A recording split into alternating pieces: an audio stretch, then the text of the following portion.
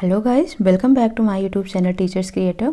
इस सेशन में हम गाइडेंस एंड काउंसलिंग का नेक्स्ट पार्ट करेंगे। आपका एक वीडियो अपलोड हो चुका है तो आप उसको ज़रूर देखिएगा, ठीक है। उसमें आपका क्वेश्चन नंबर 1 to 30 कराया गया है ना। रिमेनिंग क्वेश्चन इसमें होगा। आफ्टर दैट आपको 2 वीडियो और मिलेंगी, ठीक है। सो आप इन चारों वीडियो को अच्छे से प्रिपेयर करके जाइएगा। आई होप कि आपका पेपर बहुत अच्छा हो, ठीक है। सो स्टार्ट करते हैं दिस सेशंस को। और सेशन स्टार्ट करने से पहले please do like, share and subscribe, okay. So start करते हैं। क्वेश्चन नंबर 1 मीन्स 1, आज इस सेशन का 1 और अदरवाइज 31 क्वेश्चन है ये, ठीक है। Counselling is a profession that aims to, counselling एक प्रोफेशन है, इसका एम क्या होता है ये पूछा गया। Promote personal growth and development, provide a successful diagnosis, ensure that client is on correct medications. तो ऑप्शन क्या हो जाएगा? ए, ठीक है। Promote personal growth and development. Question number 32 है, in dash the counselor is neither too active as in the directive counselor nor too passive as in non-directive counselor। Means ना ही तो वो ज़्यादा ही एक्टिव है ना ही ज़्यादा पैसिव है। Passive in the sense not directive counselling भी ज़्यादा नॉन डायरेक्टिव में नहीं है और डायरेक्टिव काउंसलिंग में भी वो एक्टिव नहीं है ज़्यादा। तो क्या होता है? ये इक्लेक्टिव होता है, डायरेक्टिव होता है, नॉन डायरेक्टिव होता है या नन होता है। तो ऑप्शन क्या हो जाएगा इसका? ए, क्योंकि नाइदर नॉर की बात हो गई कि डायरेक्टली और नॉन डायरेक्टली तो वो हो ही नहीं रहा है एक्टिव और पैसिव के तौर पर। तो क्या है वो? इक्लेक्टिव काउंसलिंग हो जाएगा, ठीक है। क्वेश्चन नंबर 33 है, dash is defined as the combination of two extreme that is directive and non directive counselling. तो अभी मैंने आपको बोला कि जब दोनों की ही बात हो जाए, डायरेक्टिव और नॉन डायरेक्टिव दोनों की ही बात हो जाए, तो उसका आंसर किस पे जाएगा? फिर इक्लेक्टिव काउंसलिंग पे। So option number B right answer हो जाएगा इसका, ठीक है। इक्लेक्टिव काउंसलिंग, ठीक है। नाउ क्वेश्चन नंबर 34 है, directive counselling is also called the dash counselling. जो डायरेक्टिव काउंसलिंग होता है उसको और भी क्या कहा जाता है, ठीक है। Eclectic counselling, prescriptive counselling, non directive counselling या नॉन देश। तो डायरेक्ट में क्या होता है? डायरेक्टली आप किसी को कुछ कह रहे हो, दैट मीन्स आपको उसको क्या कर रहे हो? प्रिस्क्राइब कर रहे हो, ठीक है। बता रहे हो कि ये तो प्रिस्क्राइब कर रहे हो, तो प्रिस्क्रिप्टिव काउंसलिंग डायरेक्टिव को बोलते हैं, ठीक है। नाउ क्वेश्चन नंबर 35 है, in which type of counseling the counselee or client or people not the counselor is the pivot of the counseling process। ठीक है, तो ये क्वेश्चन आपसे पूछा गया। तो इसका आंसर डायरेक्टली आपको दिख रहा है, जिसमें कह दे कि जो काउंसलर है, काउंसली है, क्लाइंट है, ये क्या है? Not the counsellor is the pivot of the counselling process. जो काउंसलर है वो इस काउंसलिंग प्रोसेस का पाइवोट नहीं है। तो क्या हो जाएगा? नॉन डायरेक्टिव काउंसलिंग, ठीक है। क्वेश्चन नंबर 36 है, directive counselling is also called the prescriptive counselling because. अभी मैंने आपको ऊपर बताया कि डायरेक्टिव काउंसलिंग को प्रिस्क्रिप्टिव बोला जाता है। क्यों बोला जाता है ये पूछा गया। The counsellor prescribe the solutions और the course of action for the people, ठीक है। The counsellor prescribe the medicine for the counsellor prescribe solutions to parents. तो ये सभी नहीं होंगे। क्या होगा? ऑप्शन ए होगा, काउंसलर प्रिस्क्राइब द सॉल्यूशंस ना भाई, वो उसके प्रॉब्लम को सॉल्यूशंस बताएगा, जो भी उसको प्रॉब्लम्स आ रही हैं, या फिर वो उसको मेडिकेशंस लिखे गया उसके बच्चे को बताएगा। तो ऑप्शन क्या हो जाएगा? ए राइट आंसर होगा, ठीक है। नाउ 37 है, major guidance functions used by teacher.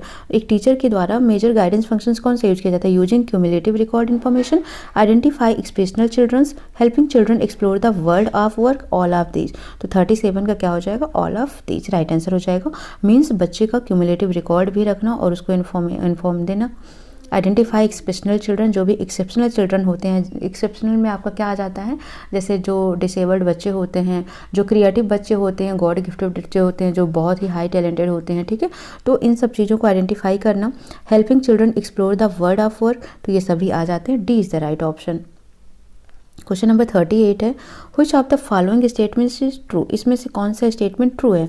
Help the school in teaching their children proper attitude like self discipline, self control, honesty, dignity among other good moral values. तो बिल्कुल school इन सब चीज़ों में help करता है। ऑप्शन 2 देखते हैं, to advise and encourage their children to make good use of school guidance and counselling service, correct है ये भी। To provide information necessary is helping their children get proper guidance and counseling. For example, if a parent realizes that his or her child has a problem in a certain subject, he or she can let the subject teacher know so that the teacher can know how to identify the weakness of the student. तो ये सभी correct हैं। पहले में ये बोला गया है कि स्कूल हेल्प करता है ताकि जो बच्चा है उसका self discipline, self control, honesty, ये सब चीज़ें, मोरल वैल्यूज को वो सीख सके। ठीक है। दूसरा होता है कि एडवाइस करना, बच्चे को इनकरेज करना है कि वो स्कूल में या स्कूल की जो गाइडेंस है और काउंसलिंग सर्विस है उसको कैसे यूज करें। तीसरा है कि अगर बच्चे को कहीं पर कोई प्रॉब्लम आ रही है तो पेरेंट्स अगर जान जाते हैं तो वो टीचर को इन्फॉर्म करें और टीचर उसके वीकनेस पर वर्कआउट करे कि कहाँ पर प्रॉब्लम आ रही है। तो ये सभी स्टेटमेंट ट्रू हैं, तो all of this right answer हो जाएगा।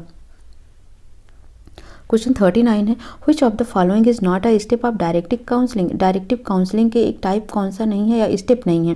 तो डायरेक्टिव काउंसलिंग में क्या क्या किया जाता है ये अभी आप देखो। ठीक है। सबसे पहले उसमें एनालिसिस भी किया जाता है, सिंथेसिस भी किया जाता है, प्रोग्नोसिस भी किया जाता है।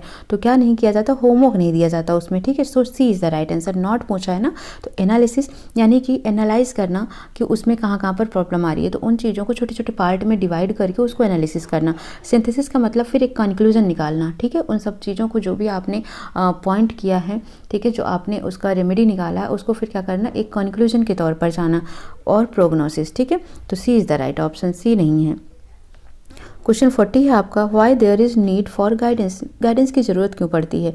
एजुकेशनल ग्रोथ के लिए, ठीक है, कैरियर मैच्योरिटी के लिए, for different stage of development, इन सभी के लिए गाइडेंस की जरूरत पड़ती है। So D is the right answer. 41 है, which of the following is not the principle of guidance. इसमें गाइडेंस का कौन सा एक प्रिंसिपल नहीं है। Principle of holistic development, principle of all round development, principle of physical growth, principle of continuity. तो कौन सा एक नहीं है, principle of physical growth. Physical growth का वो ऑटोमेटिक ही है, उसमें कोई प्रिंसिपल नहीं है गाइडेंस के लिए। So C is the right option, क्योंकि यहाँ नॉट पूछा गया था। 42 है, dash ensure that individual teachers are responsible and accountable for students in their classroom. तो दैट इंश्योर, जो इंश्योर करता है कि एक इंडिविजुअल टीचर रिस्पॉन्सिबल है और अकाउंटेबल है किसके लिए, अपने स्टूडेंट्स के लिए, किस में, अपने क्लासरूम में। इसको क्या बोलते हो आप, अप्राइजल, होमवर्क, लर्निंग, आइडियलिज्म। तो क्या बोला जाता है इसे बोलते हैं आप अप्राइजल। ठीक है। ऑप्शन ए राइट आंसर था उसके लिए। 43 देखते हैं, which of the following statement is correct. इसमें पूछा गया कि कौन सा स्टेटमेंट करेक्ट है। Learning with understanding is facilitated when new and existing knowledge is structured around the major concept and principles of the discipline. Correct. Learner use what they already know to construct new understanding, ये भी correct. Learning is facilitated through the use of metacognitive strategies that identify, monitor and regulate cognitive process. तो ये सभी correct है, तो all of these हो जाएगा। ठीक है। तो यहाँ पर देखो, आई होप आपको समझ आ गया होगा क्वेश्चन है ना कि क्या करेक्ट है। तो क्वेश्चन ये पूछा था, तो ऑप्शंस आपके थे, पहला लर्निंग विद अंडरस्टैंडिंग, समझ कर सीखना। ठीक है।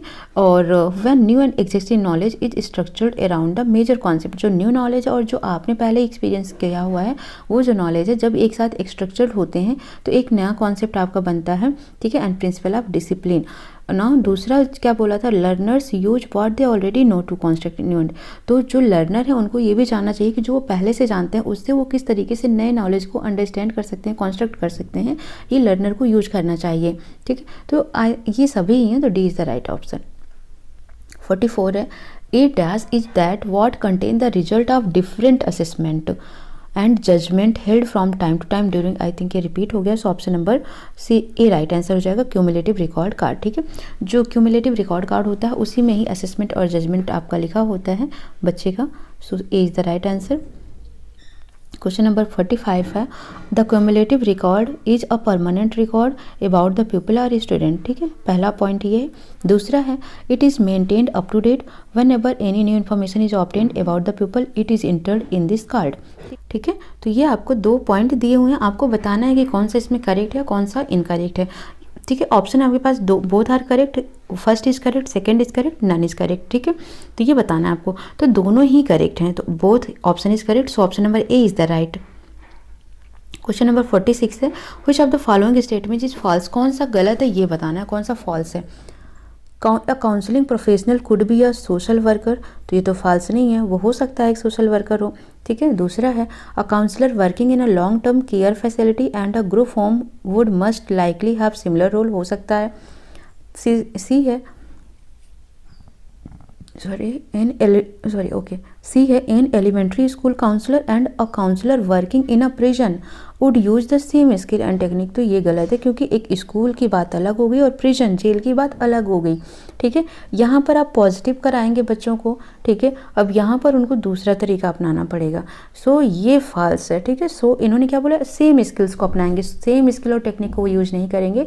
सी इज राइट ऑप्शन, ये फॉल्स है। ठीक है, क्वेश्चन नंबर 47 है आपका, which of the following statement is true. इसमें कौन सा स्टेटमेंट ट्रू है ये बताना है। Evaluate clients need and create a custom treatment plan, सही है।